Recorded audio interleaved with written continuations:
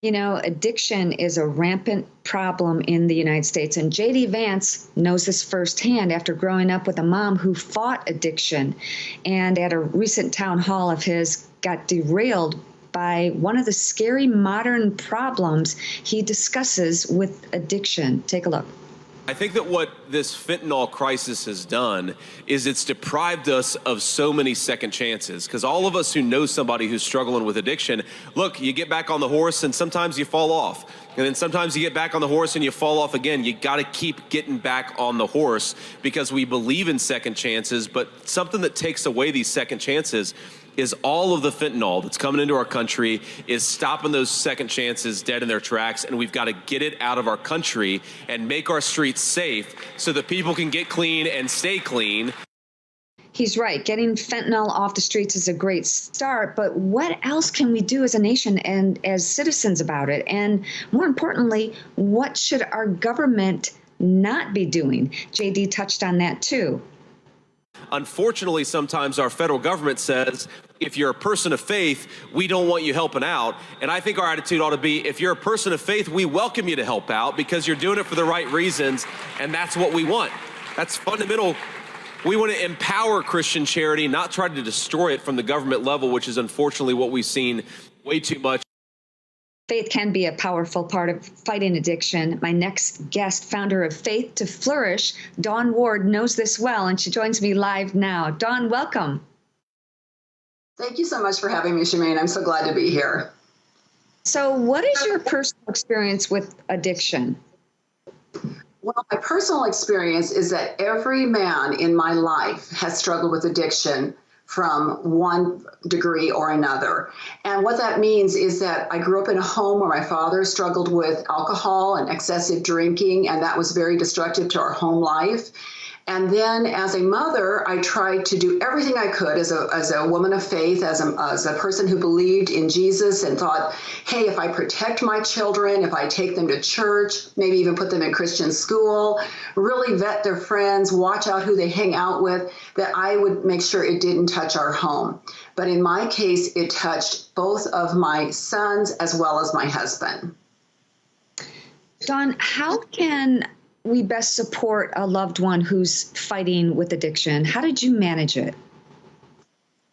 Well, at first I did what any normal mom would do because it was my sons at first were struggling. My first son that ran into the problem with addiction got to hanging out with the wrong friends, and he thought he was smoking marijuana, and come to find out it was laced with heroin.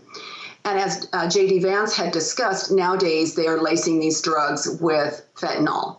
And fentanyl being 50 times stronger than heroin and 100 times stronger than morphine is very deadly, and it's out there on our streets. So when I first started dealing with it, I heard the word heroin and I thought this was a death sentence.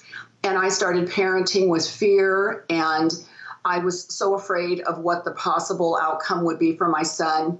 And I had to start to work through the process of, God, where are you in this? Where is my faith in this? And how can I parent my children from a position of faith as opposed to a position of fear?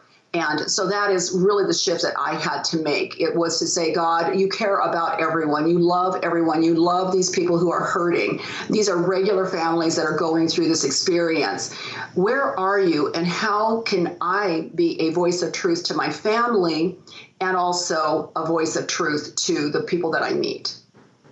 And how did you manage that? I mean, the guilt must have just been overwhelming at times. It was. Both my older son and my husband became addicted to pain pills during the time when we were being told by Big Pharma that they were not addictive. And so that is where addiction came into their lives, as opposed to hanging out with the wrong crowd. And that's where we can understand that this can affect any family at any time. And so I had to start to say, Lord, what do you have to say about this? What does your word have to say about this? And I began to see that faith is what we need. We are living in a society where there's no hope, where we don't know who we are in Christ anymore. We don't know how he sees us, our identity in him. And when we lose hope, we give up. But when we have hope, we end up having the willingness again to take action.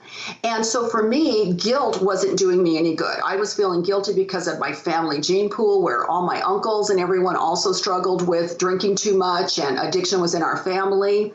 I thought, did I do something wrong as a mother? Was I not on the job? Was I not paying attention? None of that guilt did me any good.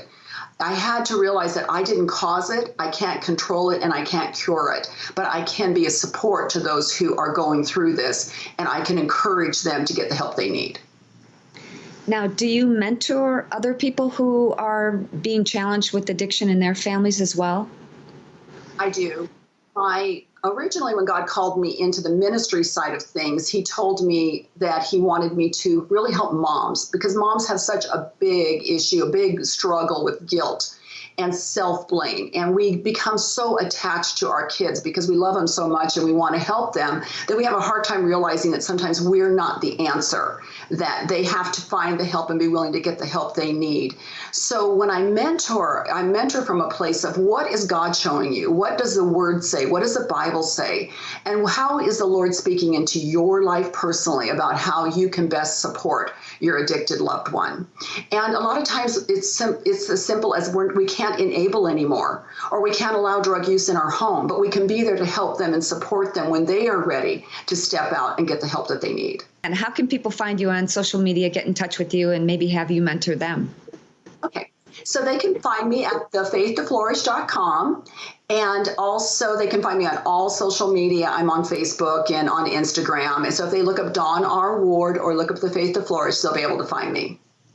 Awesome. Well, Dawn, thank you so much for joining me, and God bless you. Thank you for what you're doing.